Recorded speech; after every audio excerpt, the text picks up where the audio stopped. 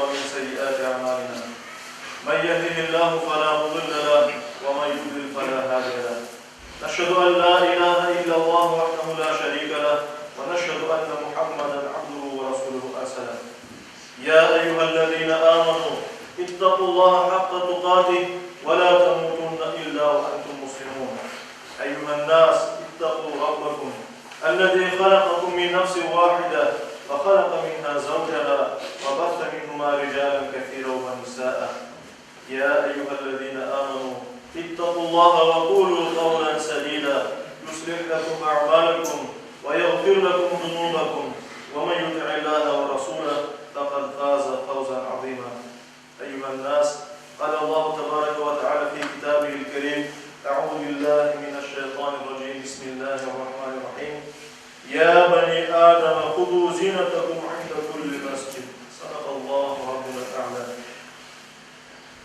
Saygılı cemaat-i Müslümin, muhterem Müslümanlar, vaazda toplanmamız gibi medeniyetimiz için, İslam medeniyeti için merkezi yerde duran esas yerler, ular camilerdir. Allah'ın evi olan, insanlar kulluk etken, Müslümanlar bir cemaat olan yerlerdir camiler. Camiler her bir Müslüman için bak ve işançlı vaat etken, ezanlar çağrılan, inançsızlık ve cahillikle kuruşulgen, ilim ve hikmet yücelgen, İslam dininin temsili olan birlik ve bir tek ümmet şuuru yerleşken mekanlardır. Camilerin dinimizde rolü ne kadar büyük olduğunu Peygamberimiz Muhammed Mustafa sallallahu aleyhi ve sellem aytkan ve öz misalini bizge göstergen. Müslim'de geçen bir hadis-i şerifke göre Peygamberimiz böyle buyurgan eder. Camiler Allah önünde en makbul mekanlardır. Cemaat ise ibadet maksadını Allah'ın huzurunda bir araya gelip namaz kılan müminlerdir. Yani cemaat içinde olan insanların, Müslümanlarını bir gaye birleştirir. Bu gaye tevhid, yani bir tek Allah'a inanmak ve bir tek Allah'tan istemek ve kulluktur. Yani Allah-u Teala'ya ibadet etmek beraber. Müslümanlar Allah'ın emrine kulak salsalar, Allah'ın emrine boysunsalar, birlikte hareket etken olacaklar. Ve tüm birlikte hareket etse, o tırlıkını kazanır. Cemaat anlamı, yani cemaat olmak, bu cemaat sözünün içine kadın erkek, kart yaş, bay, kare, cemiyetin her azası, her yaştan ve her sınıftan Müslüman kirmektedir. Camide olmakla ve camide cemaatle namaz kılmakla ya da cemaat olmakla bazı bir edepleri var dinimiz noktayı tarafından. Allah-u Teala'nın emridir. Bu cuma gününde toplanıp beraberce kişilerin, Müslüman olan kişilerin toplanıp namaz kılmaları. Ama namaz kılganda, başka vaktlarda camiye geldiğinde, beraberce olganda bunun bazı bir edepleri vardır elbette. Hudbenin başında okunan ayet-i kerimede Araf suresinin 31. ayet-i kerimesinde Allah-u Teala böyle buyurmakta. Ey Adem oğulları, Adem'in soyundan gelen insanlar, eğer bu camide girdiğinde dülber giyiniz deyip buyurar. Allah-u Teala bizge böyle buyurup emir etti. Biz bu ayetten anlayırız ki camide gelen bir insan, bir Müslüman güzel giyinmek gerek, beden temizliğine dikkat etmek gerek, güzel şekilde temizliğini almak, yani abdestini güzel alıp gelmek gerek ve namaz için namazın kılınmasına kedir etken avret yerlerinin kapalı olmasına dikkat etmek gerek. Peygamberimiz sallallahu aleyhi ve sellem'in bir hadisinde, Müslim'de geçtiğim bir hadis-i şerifte buyurulmakta ki camide cemaatle kılınan namaz tek başına kılınan namazdan 27 kat daha sevaplıdır. Bu kimse camiye girdiğinde buyurulmakta başka bir hadis-i şerifte, Bukhari'de geçen bir hadis-i şerifte başkalarını rahatsız edecek kadar kokusu olan aşlarını aşağı camiye girmekten sakınmak gerek. Yani hadiste geçtiği sözlerini sarımsak ya da soğan gibi şeylerini aşağıdan kimselerge Peygamberimiz aramızda cemaatta koşulmağa yasak edeydi. Namazlarını evde kılsın deyip aytaydı. Bu demek değil ki bu faydalı usulüklerini aşamamak gerek. Onlarını aşamak mümkündür ama cemaat arasında geldiğinde onlarını rahatsız edecek kokularla beraber gelmemek gerek olanına dikkat çekilmektedir. Ve buna göre de Peygamberimiz sallallahu aleyhi ve sellem'in başka bir sünneti bir edebi var. O da camiye ya da cemaat arasına çıkanda güzel kokular sürmek. Yani güzel mis kokularını sürmek ki insanların hoşuna basın. Bundan da gayrı bir kimse, bir Müslüman camiye geldiğinde kulluk vazifesini yerine getirgen başka Müslümanların hakkına kırmamak gerek. Yani kul hakkına kırmamak gerek.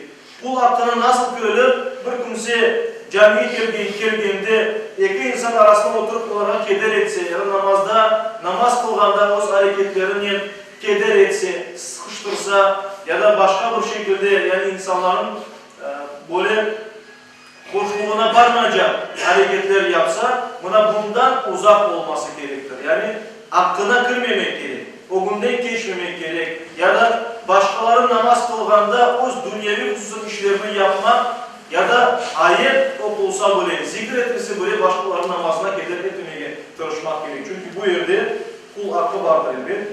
Peygamberimiz sallallahu aleyhi ve sellem'in tembihesi var. Ebu Davud'da keşke bir hadis-i şerifte böyle buyurdu Peygamberimiz. Dikkat ediniz. Hepiniz Rabbinizge dua etesiniz. Birbirinizi rahatsız etmeyiniz. Bundan da gayrı camiye geldiğim vakitte hususan Cuma günlerinde hutbeler ve vaazlar olup geçmekte. Hutbeler ve vaazlar ne? Olan imamlar, insanların, Müslümanların imanға, ilimge, ahlakka, dinimizin temellerini güzel şeylerge çağıralım.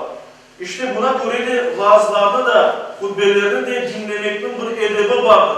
Ve bunu bizge Peygamberimiz sallallahu aleyhi ve sellem öğretti. Bir kimse gelip imamı dinlegende huşu içinde bunu yapmak gerek. Yani Allah'tan korkup ve bunun Allah'ın emri olanı anlap dinlemek gerek ve faydalı bir şeyler öğreneyimdir dinlemek gerektir elbette. Vaaz ya da hutbe sırasında yanındaki Müslümanlarla laf etmemek gerek. Başka şeylerle uğraşmamak gerek. Ya da cep telefonlarıyla onlarını karıştırmamak gerek. Hutbede ya da vaazda imam çıkıp bir şeyler dediğimiz hakkında arkanda. Eğer böyle şeyler yapılsa edepten uzak durulmakta, Peygamberimizin yasak ettiği şeylerden içine kırılmakta ve insan hutbe sevabından uzaklaşar. Ve hatta günah kazanması da mümkündür. Başkalarına da keder etse bu hutbeni ya da vaazı dinlemeye.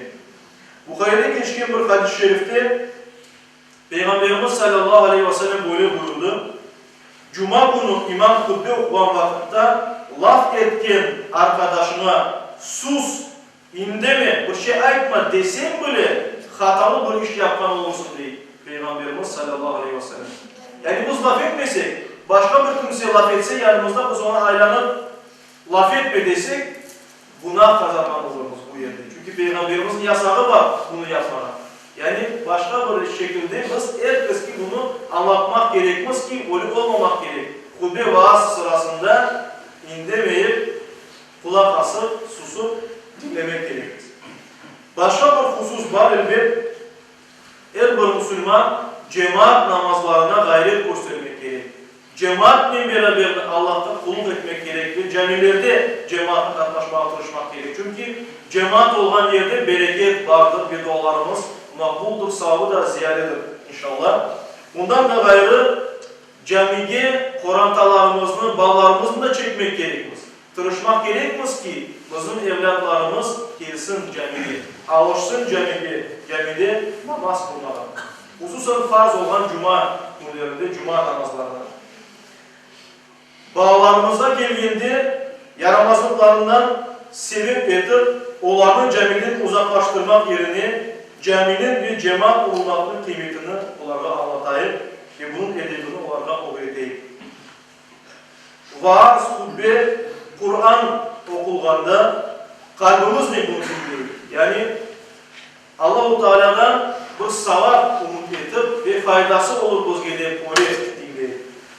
Hutbeler, çünkü hutbeler cuma namazının bir parçası olanı da unutmayın sayın hocam. Şükürler aytmak gerekmiz. Yani Allahu Teala'ya çok şükürler olsun ki konumuzda, o vatanımızda yaşayımız ve bu yerde, memleketimizde Allah'ın evlerini, camilerini kurmaya imkanımız var. Birçok yerde, Kırım'ın birçok köşesinde camiler, meşitler kuruldu. Birçok yerde kurulmakta. Bazı yerlerde toprak var cami kurmak için ama cami daha kurulmadı, ihtiyaç olanı aldı. Aysa, hususan köylerde olan böyle yerlerge, fukara insanlar yaşayan yerlerge yardım etmeyi unutmayın. Çünkü her bir insan Allah-u Teala'nın büyük böyle Müslüman, takvalı kimse olma derecesine nail olmaya istese, Allah'ta inanan, ahiret gününe inanan, namaz kılan, zekat vergen ve Allah'tan başkasına korkmayan kimseler olmaya istesek, camilerini yaşatmaya çalışayım. O yerlerdeki, kurulgan yerlerge yardım edelim, mümkün olan kadar. Paramız ne, ya da kolumuz ne, ya da başka taraftan yardım etmek olsak yapayım.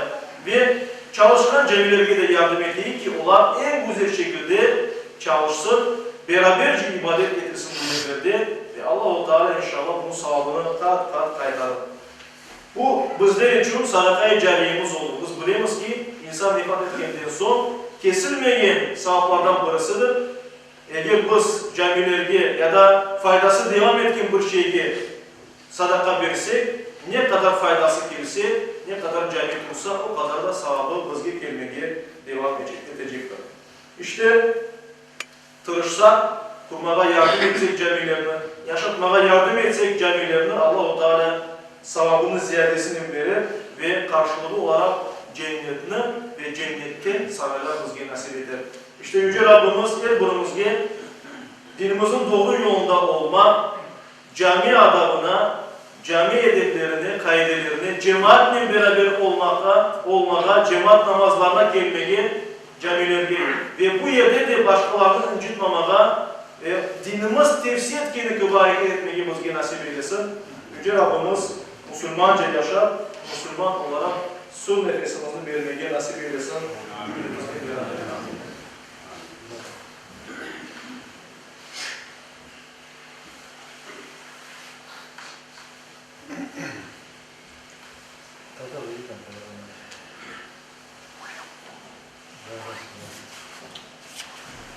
Elhamdülillah ve salatu ve selamu ala Resulillah ve usikum ve nefsel asete bi takvallah. İnna Allah ve melâiketahu yusallûn alen nebî ya eyyühellezîne âmenû sallu aleyhi ve sellimû teslîmâ. وارض اللهم عن الخلفاء الأربعة أبي بكر وعمر وعثمان وعلي وعن سائر الآل والصحابة والتابعين ومن تبعهم بإحسان إلى يوم الدين وعنا معهم بعفوك وكرمك يا أكرم الأكرمين ويا أرحم الراحمين. اللهم أعز الإسلام والمسلمين. اللهم أعز الإسلام والمسلمين. اللهم أعز الإسلام والمسلمين. واحمي حوزة الدين ودمر أعداء الدين وألف بين قلوب المسلمين ووحد صفوفهم واجمع كلمتهم على الحق يا رب العالمين وانصر دينك وكتابك وسنة نبيك محمد صلى الله عليه وسلم وآله أجمعين. عباد الله إن الله يأمر بالعدل والإحسان وإيتاء ذي القربى وينهى عن الفحشاء والمنكر والبغي